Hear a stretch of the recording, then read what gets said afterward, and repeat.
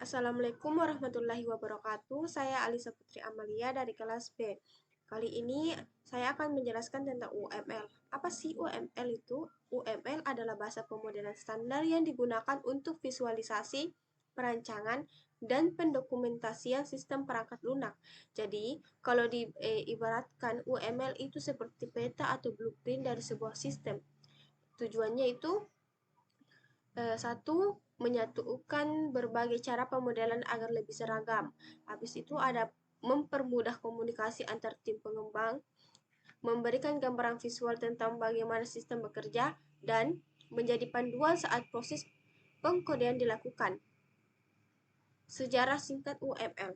Awalnya, di tahun 1970 sampai 1980, sudah banyak metode analisis dan perancangan sistem berbasis objek.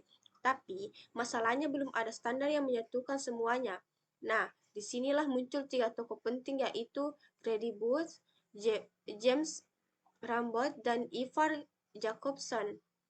Mereka berasal dari perusahaan berbeda, tapi kemudian menggabungkan metode mereka menjadi satu, yaitu bahasa pemrograman seragam, yaitu UML, Unified Modeling Language. Tujuannya agar semua pengembang di dunia bisa memakai satu bahasa yang sama untuk menggambarkan sistem berorientasi objek.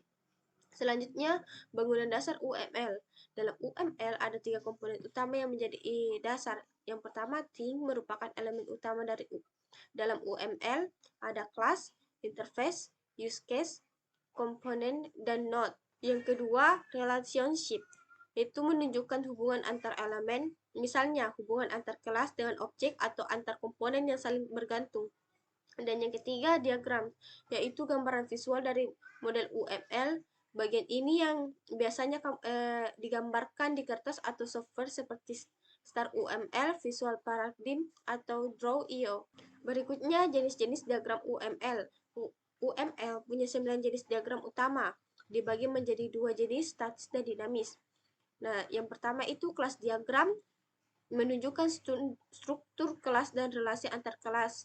Yang kedua, objek diagram, menampilkan objek nyata beserta relasi. Yang ketiga, use case diagram, menggambarkan interaksi antar aktor dan sistem.